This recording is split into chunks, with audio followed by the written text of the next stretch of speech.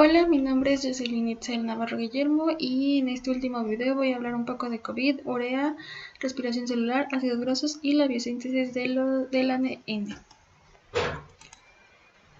Bueno, para empezar, el COVID. Tenemos que es una enfermedad infecciosa causada por el virus SARS-CoV-2. Tiene síntomas similares a la gripe y se presentan 5 días después. Causa una grave neumonía y también un choque séptico. Ahora, en su estructura tenemos que está conformado por un ARN, una cadena monocatenario positivo, también tiene una membrana y este tiene 4 proteínas. Tiene la proteína E, que es de envoltura, a la proteína M, que es de membrana, a la proteína N, que es de nucleocápside. Pero la proteína S es la que lo va a hacer diferente. ¿Por qué? Porque le permite unirse a la membrana del cuerpo. Sobre de las envolturas del virus y es receptor de la unión y fusión de la membrana viral y celular. Permite liberar el genoma dentro de la célula. Por eso es diferente a la enfermedad o al virus que ya había de esta familia. El receptor de la célula humana que lo recibe es el ECA, que es convertidor de angiotensina 2, que tiene una relación con la presión. Esta está presente en el riñón, en los pulmones y en el corazón, por lo cual el virus no se puede absorber por piel. Como respuesta tenemos que la proteasa celular degrada la cápside. Hay una salida de interleucinas que mandan señales de alarma. Estas atacan vasos y causan la inflamación. También tenemos una salida de CD8 que atacan a la célula infecciosa. El virus ataca órganos que expresan las enzimas convertidas de angiotensina, como los pulmones, el sistema renal y el tracto digestivo, intestinal.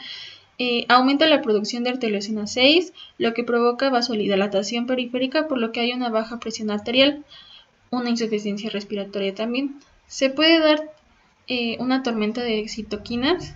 En algunos pacientes la interleucina 6, interleucina 9, interferones, factor de necrosis tumoral, interleucina 8 y interleucina 9.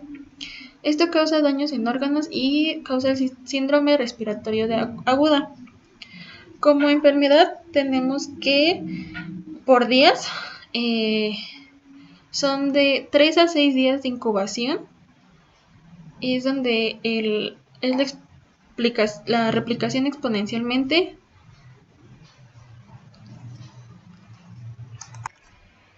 Y ya cuando es el día 1 con la enfermedad se presentan los síntomas. Al día 12 es donde se crean los anticuerpos, que es el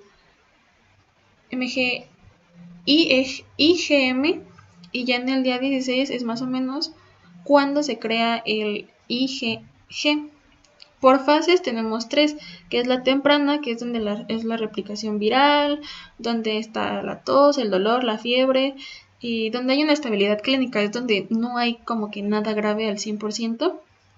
En la pulmonar tenemos que hay mayor actividad inmune, hay reducción de la viremia, hay unas proteínas y una elevación transaminasa de linfocitos que tienen un riesgo, o sea, ya es ahí cuando hay un poquito más de problema, pero bien se puede causar inhibir la inflamación con el paracetamol.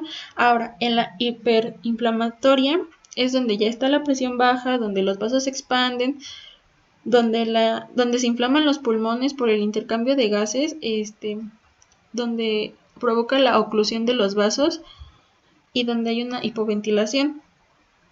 Hay insuficiencia orgánica, factores de necrosis tumoral, agotamiento del CD4, CD8, que eso es como infección secundaria.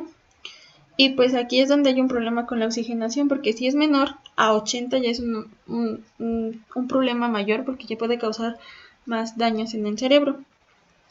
Ahora bien, tenemos que para el diagnóstico y las pruebas están 2 tipos, la de PCR, que es la que agarra parte del virus para poder identificarlo tomando un fragmento. Es una reacción de cadena de polimerasas en tiempo real. Se crean réplicas de miles de veces de una cadena de ADN o de ARN, así se tiene una muestra medible de que se afectó. Pero esto puede dar un falso positivo. ¿Por qué? Porque detecta si el virus si estuvo, más no si está activo o no. En la segunda prueba, que es lo de los anticuerpos, reconoce varias partes del virus. Como decíamos, en la etapa, cuando ya tienes la enfermedad, se crean anticuerpos y estos quedan ahí como un historial. Entonces esta prueba lo que los hace es reconocerlos, pero pues esto también tiene falsos positivos porque reconoce más cosas, no solo puede reconocer a los anticuerpos, pero pues estos se pueden activar por más cosas. Ya en las vacunas tenemos una que es de RNA, que tiene que estar a menos de 70 grados y esta se diluye, o sea, se tiene que preparar al momento. Y otra que es de fragmento de proteasa, de proteína N, y esa está a temperatura normal, a temperatura de 5 a 6 grados centígrados. Ahora empezamos con el ciclo de la glucosa alanina. Este ciclo nos ayuda a eliminar el amoníaco tóxico del músculo, la glutamina sintetasa y la glutaminasa hacen lo mismo pero en la mayor parte de los tejidos. Ocurre de manera simultánea con el ciclo de Cori. Ocurre como un mecanismo de comunicación entre el músculo y el hígado, con el objetivo de regenerar a la glucosa, pero también para eliminar el nitrógeno. Las reacciones que al obtener el piruvato de la glucólisis, estos pueden ser transaminados al tomarlo como sustrato junto con el glutamato por la alanina aminotransferasa, que es la ALT, para dar alfa-cetoglutarato y alanina. La alanina es enviada al hígado, donde pasa al mismo proceso pero de manera inversa. El piruvato obtenido entran a la gluconogénesis con el objetivo de enviarse a la sangre para recoger al músculo nuevamente. Para regresar al músculo nuevamente, perdón. Entonces quedamos que es piruvato más glutamato. Puede dar alanina, da alanina y alfa-cetoglutarato, pero esto es igual al inverso. Ahora bien, empezamos con la urea. Dependiendo de de cómo excretan el exceso de los iones amonio, los animales se clasifican en 3 tipos, que son los amoniotélicos, que son los animales que excretan amoníaco, es excretado por invertebrados acuáticos, peces, óseos y larvas. Ya después tenemos a los eurotélicos, que son los que eliminan el nitrógeno amoníaco de los aminoácidos en forma de urea, o sea, por la orina. El nitrógeno úrico representa el 80% del nitrógeno total excretado.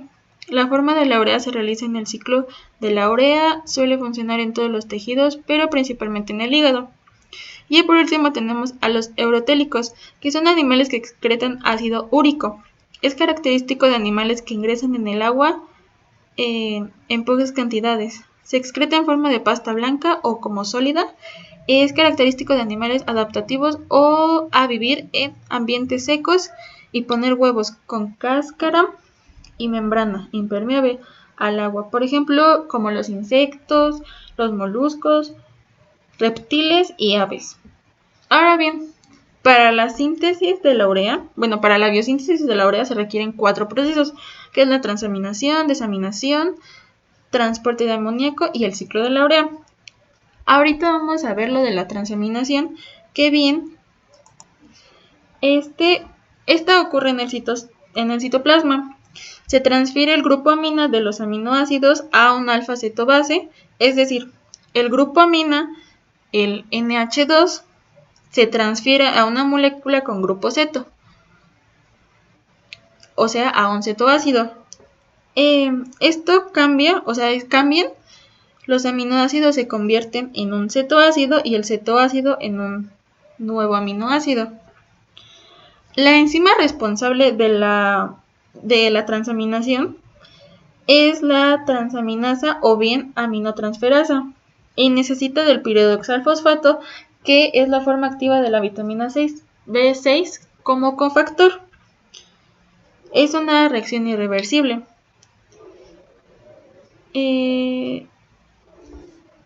Tenemos que en el hígado se han detectado no menos de 60 reacciones de transaminasa, pero las únicas transaminasas con valor clínico son la GOT y la GTP.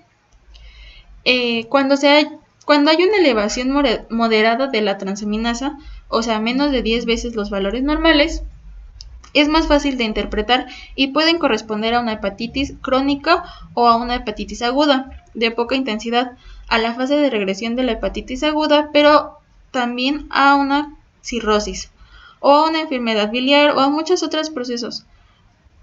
Un consciente GOT y un GTP superior a la unidad con hipertransaminación moderada sugiere una hepatitis alcohólica o neoplásica. Bueno, en este proceso de transaminación, lo que son la leucina, la treonina, la prolina, la histidina, el triptófano, la arginina y la metionina no son parte de. Entonces, las transaminasas son específicas. Las reacciones donde el piridoxalfosfato reacciona con el grupo amino, se libera el cetoácido, que es el aminoácido sin grupo amina. El grupo amina alfa permanece como piridoxamina fosfato y el alfa-cetoglutarato aceptor se une a la piridoxina para liberar el glutamato. Ahora bien, en la desaminación oxidativa tenemos que ocurre se requiere el glutamato deshidrogenasa, que tiene como coenzima al NADH o NADP. Es una reacción irreversible donde se degrada o se sintetiza dependiendo de lo que se requiera. El amonio formará parte del ciclo de la urea.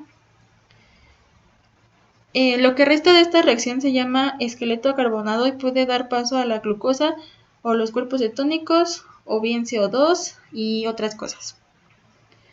Esto ocurre en el riñón y en la mitocondria, y la desaminación oxidativa convierte al grupo amino en el ácido ceto mientras libera amoníaco. Ahora bien, pasamos al ciclo de la urea, que se lleva a cabo en células hepáticas de los animales eurotélicos. Tiene 5 enzimas, que es la carbomol fosfato 1, la ornitidina transcarbonilasa, la arginina succionato sintetasa, la arginino succionato liasa y la arginasa.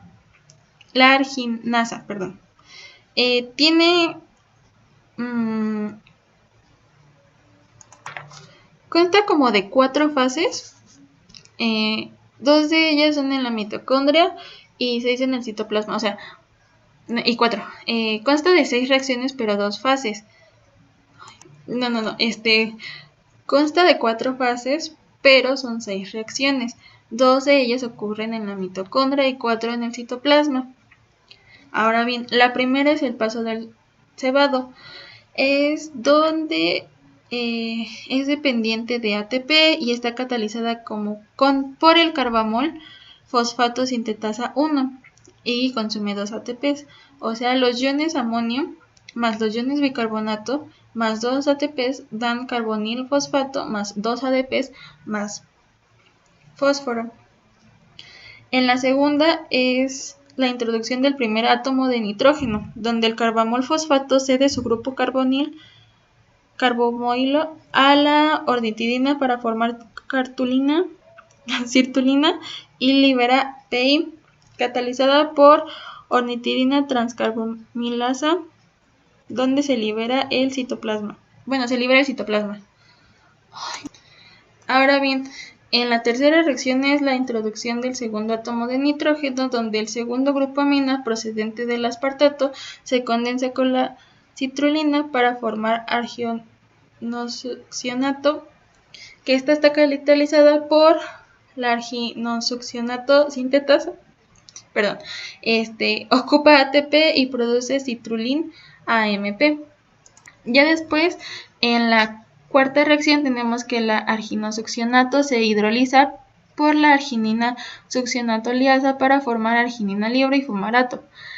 En la quinta reacción, el fumarato ingresa en el ciclo de Krebs y la arginina libre se hidroliza en el citoplasma por la arginasa citoplasmática para formar urea y ornitina. La ornitina puede ser transportada a la mitocondria para iniciar otra vuelta del ciclo de la urea. Ahora tenemos a la respiración celular, que esta consta de 3 fases, que es la glucólisis, donde es la transformación de la glucosa a piruvato, el ciclo de Krebs y la cadena respiratoria. El ciclo de Krebs es el proceso por el cual se transportan el acetil-CoA a otras moléculas. Es la oxidación del acetil-CoA. Es una ruta anfibólica porque tiene tanto catabolismo como anabolismo. Consta de 8 reacciones y se realiza la degradación y oxidación de grasas, proteínas y glúcidos para producir CO2 y liberar la energía necesaria para sintetizar el ATP. Este ciclo también se divide en 2 fases. Una es la introducción y pérdida de 2 átomos de carbono y la otra es la regeneración de oxalacetato. Tenemos la primera reacción, que es la introducción de 2 moléculas de carbono en forma de acetil-CoA, que esta está catalizada por el citrato sintetasa. Es donde el oxalacetato se une a la acetilcoenzima A para formar ácido cítrico o bien el citrato. Es donde una molécula de agua conduce a la liberación de coenzima A del complejo. La segunda reacción es la isomerización del citrato, que está catalizada por acotinasa, donde se retira una molécula de agua del citrato y se coloca otra. Esto provoca una isomerización dando cis-aconitato, y donde el OH cambia de la posición 3' a 4', dando como resultado la isocitrato. Ahora bien, en la reacción 3, que es la generación de CO2 por una deshidrogenasa ligada al NAD, esta está catalizada por la isocitrato deshidrogenasa.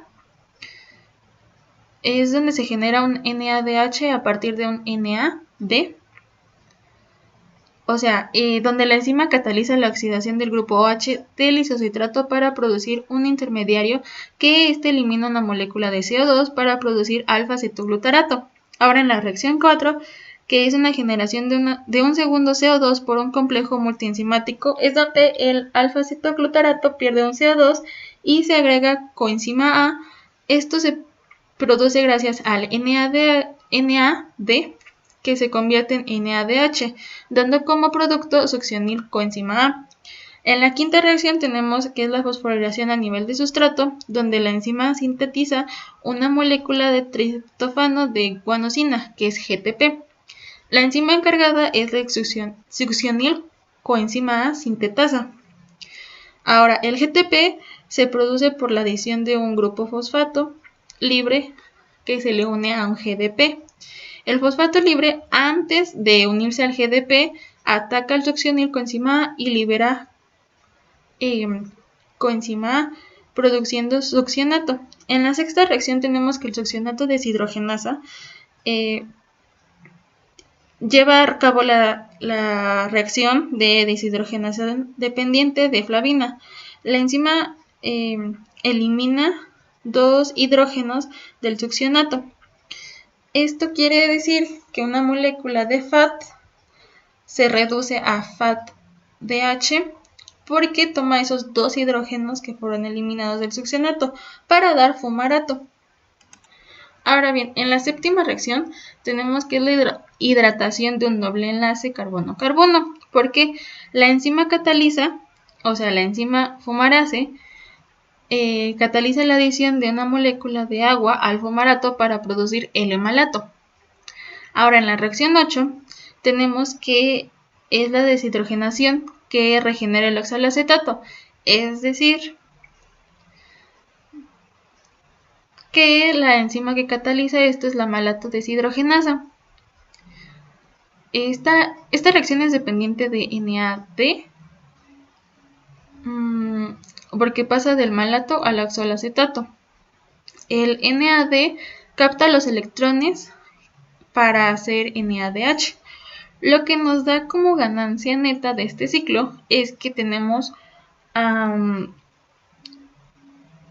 ganamos 2 dióxidos de carbono más 3 NADH más un FADH2 más un GTP, que viene es un ATP. Estos NADH y el FADH son poderes reductores que vamos a utilizar en el siguiente paso. Una memotecnia para acordarnos de esto es Kaya-Foma, porque hace referencia a las enzimas que forman parte de este ciclo. Ahora bien, tenemos a la cadena respiratoria, que bien es donde el NADH y el FADH van a participar, que son los que se resultaron del ciclo anterior. Estos van a ser transportadores de electrones, que estos están en la parte de la matriz mitocondrial, y pues los electrones van a pasar al medio intermembranal.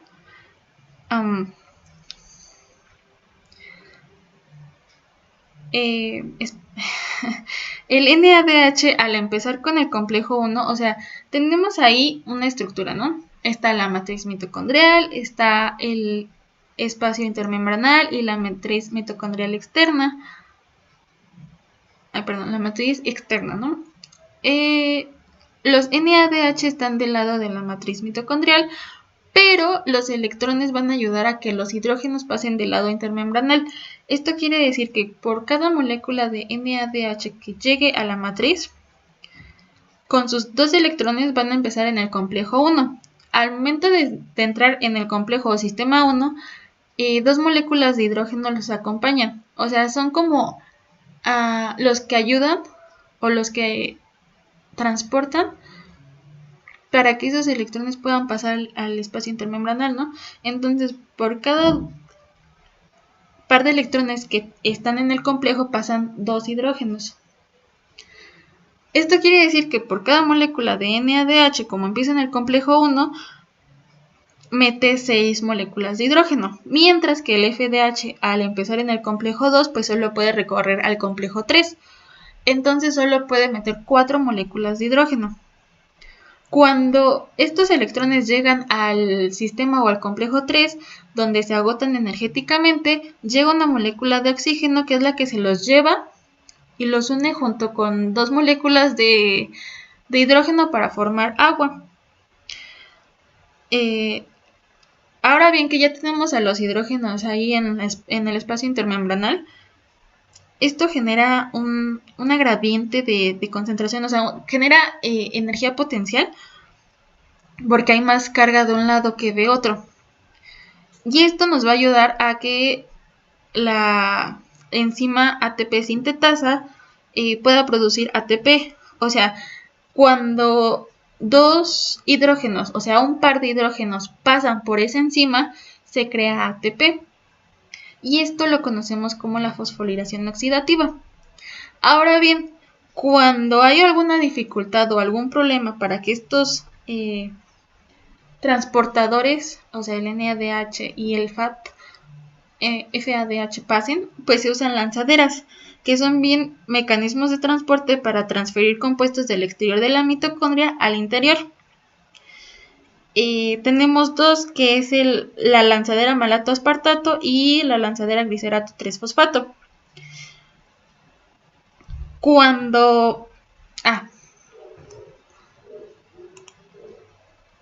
Aquí están los ejemplos. Cuando tenemos a la lanzadera del glicerol fosfato, o sea, tenemos al NADH que sale de la glucólisis. Este va a reaccionar con la deshidroxetona fosfato para dar como producto al NA y un glicerol 3-fosfato. Este glicerol 3-fosfato atraviesa y llega a la matriz mitocondrial, donde reacciona con un FDA para dar otra vez dihidroxiacetona fosfato más FDH, que este es el que va a pasar a la cadena respiratoria, por lo cual no se produce la misma ganancia de ATP que se hubiera pasado el NADH. ¿Por qué? Porque el NADH produce 6 moléculas de ATP, mientras que el FDH produce 4 moléculas de ATP. Ahora, si usamos la lanzadera del malato, tenemos que igual el NADH producido de la glucólisis reacciona con el oxalacetato para dar NAD más malato. El malato atraviesa la matriz mitocondrial, reacciona con un NAD para dar NADH y un oxalacetato. Este NADH pasa a la cadena respiratoria y esto bien nos da el mismo rendimiento de ATP, bueno, la misma ganancia de ATP que si hubiera entrado el ADH. Pero el oxalacetato no puede salir de la matriz así nada más porque sí. Entonces necesita ser, con ayuda de la transaminasa, se convierte en aspartato y solamente así puede salir. Y del aspartato, otra vez con la transaminasa, se convierte en oxalacetato para regresar al... pues para repetir el proceso. Ahora bien, tenemos la cuantificación del ATP. Esto es ya cuando, después de todos los procesos que se realizaron, ¿no? ¿Por qué? Porque pues se necesita de la glucólisis, de la formación de acetil-CoA o de la oxidación del piruvato y del ciclo de Krebs. Aquí tenemos que en la glucólisis se generaron 2 moléculas de ATP más 2 NADH. En la formación del acetil-CoA nos dio como ganancia 2 NADH y en el ciclo de Krebs tenemos 2 ATPs producidos, 6 NADH y 2 FADH. Pero como bien se decía, en la cadena respiratoria, por cada NADH se ganan 3 ADPs y por cada FDH se ganan 2 ADPs. Entonces, el NADH y el FDT tienen que multiplicarse, dándonos como resultado que en la glucólisis se tuvo una ganancia aparente. ¿Aparente por qué? Porque se necesita de la cadena respiratoria para tener este resultado, si no, pues no produciría la cantidad que se dice. Entonces, tenemos que en la glucólisis se producieron 2 NADH, por lo cual nos da 3 moléculas de ATP. En la formación de acetil, igual se producieron 2 NADH, por lo que nos da 6 moléculas de ATP. En el ciclo de Krebs se formaron 6 NADH, por lo que nos da 18 ATPs, y 2 FDH, por lo que nos da 4 ATPs. Esto nos da un total de 22 ATPs.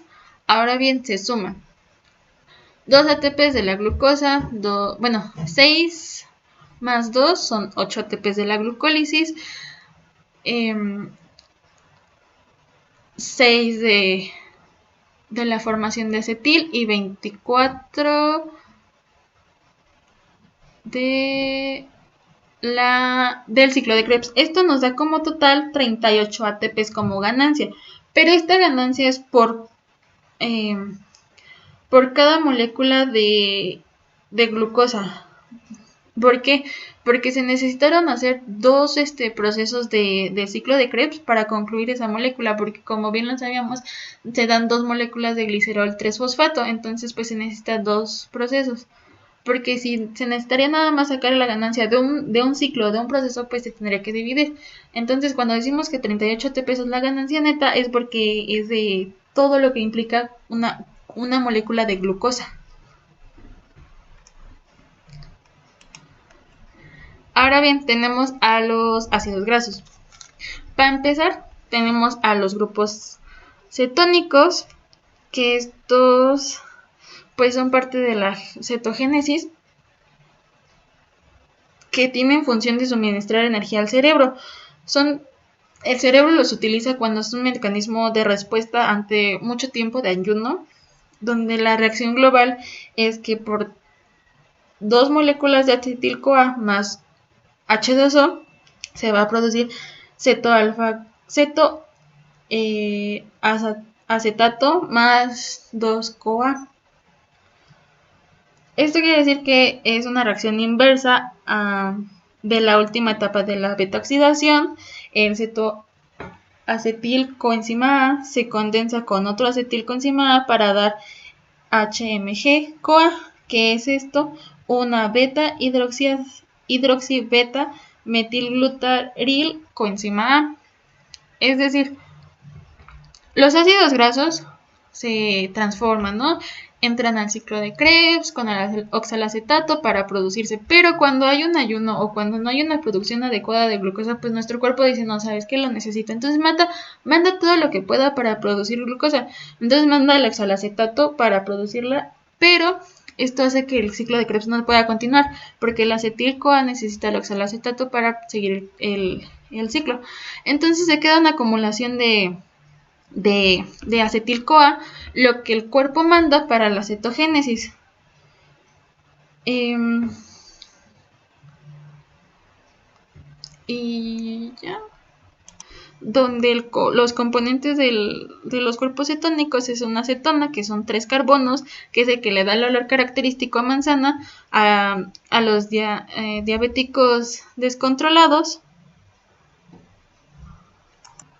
Y un acetoacetato, que son 4 carbonos, y una beta-hidroxibutirato, que son 5 carbonos, que es la reducción del acetoacetato. Ahora bien, para los ácidos grasos tenemos una activación, que viene donde se utilizan 2 moléculas de ATP, donde se activa para que la carnitidina pueda transferir el acetil a la beta-oxidación. Entonces tenemos que cuando en la membrana externa tenemos al acetilcoenzima A sintetasa, que es el que transfiere a los ácidos grasos libres en acetilcoenzima A, que atraviesan la membrana externa para llegar a la intermembrana. Ya dentro, la carnitidina palmitoil transferasa 1 junto con carnitina transforman al acetil-CoA en acetilcarnitidina saliendo coenzima A.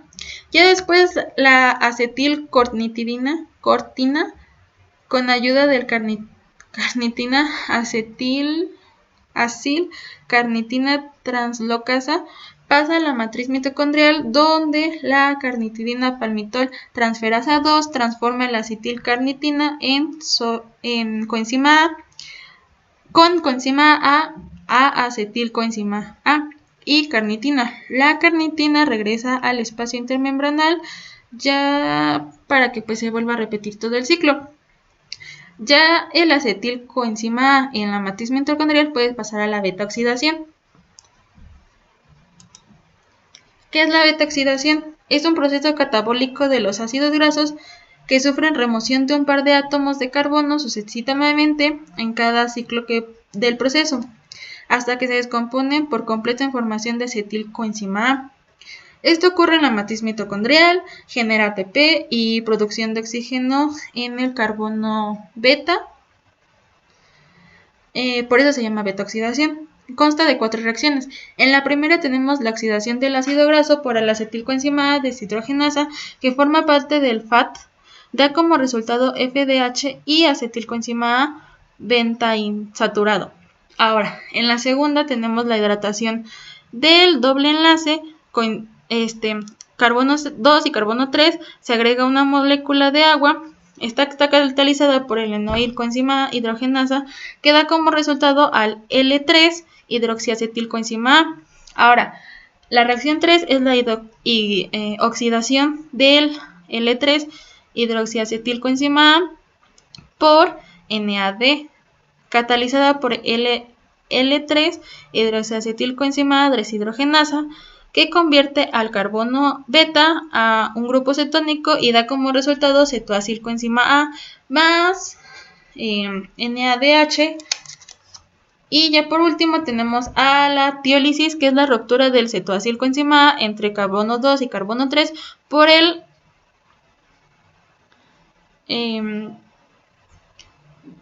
grupo tiol, catalizada por beta-cetofilasa fosfiolasa da como resultado el acetilcoenzima A y acilcoenzima con 2 carbonos menos. Por cada ciclo se forma FDH y NDH y el acetilcoenzima A. Ahora tenemos a la biosíntesis del ADN. Este se consta de la replicación, la transcripción y la traducción. En la replicación tenemos que el NADH es una cadena muy grande donde la helicasa rompe la hélice y se desenrolla el NADH, rompiendo los puentes de hidrógeno. Entre los puentes de bases nitrogenadas se divide en dos y a partir de ello se crean las copias.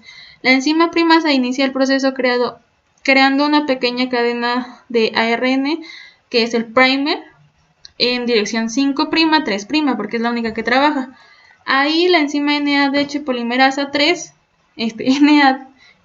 ADN polimerasa 3 se une al primer, incorporando desoxirribonucleicos para crear nuevas cadenas. Esto da una cadena adelantada y una rezagada.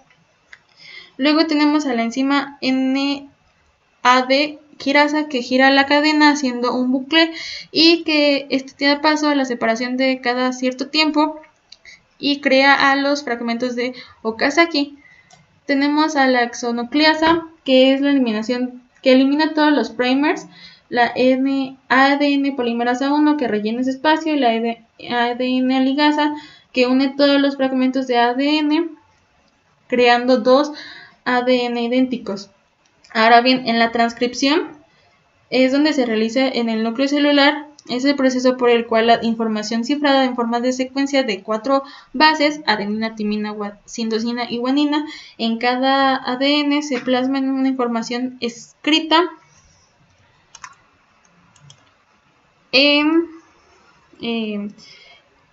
el mismo lenguaje, o sea, adenina, uracilo, citosina, guanina, en forma de cadena de ARN. Es un proceso de síntesis de ARN a partir de 4 ribonucleicos trifosfato, ATP, GTP, CTP, OTP, y de ADN, que continúa como molde. Es la primera parte del dogma central de la biología, o sea, que de ADN pasa a ARN. Luego ya en la traducción tenemos que son 3 pasos. El paso inicial es donde los tripletes de ARN comprenden a la zona de unión en el ribosoma.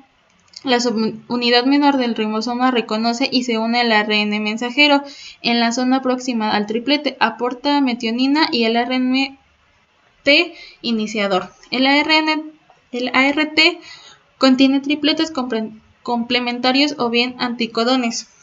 Una vez unidos, el ARNT metionina libera FI y da paso a la subunidad mayor del ribosoma, formando ribosomas completos y funcionales. Tiene 2 sitios, el sitio A, que es el sitio aminoacil, que es donde se van a unir, y el sitio P, que es el sitio peptidil, donde está ocupado por el ARNT metionina. Y luego tenemos a la elongación, que es un proceso de catalizado por peptidil transferasa, con enlaces peptídicos van uniendo a los aminoácidos a la cadena peptídica. Y ya luego en la parte final tenemos que aparece uno de los codones de terminación UAG y UAG, UAA, UGA. El factor proteico de terminación se une al codón de terminación e impide que el ARNT se aloje en el sitio A. Ya después tenemos a la epigenética, que viene es el estudio de los cambios de la función de los genes, es decir, cómo los gemelos monocigotos, o sea que tienen el mismo ADN, son diferentes por el entorno que los rodea. Y ya por último tenemos al CRISP, que es la alteración de los genes. Es lo que las bacterias usan para defenderse, o sea, recurren a esa parte del fragmento donde quedó su información para cuando quieren entrar otra vez o cuando sienten que son atacadas.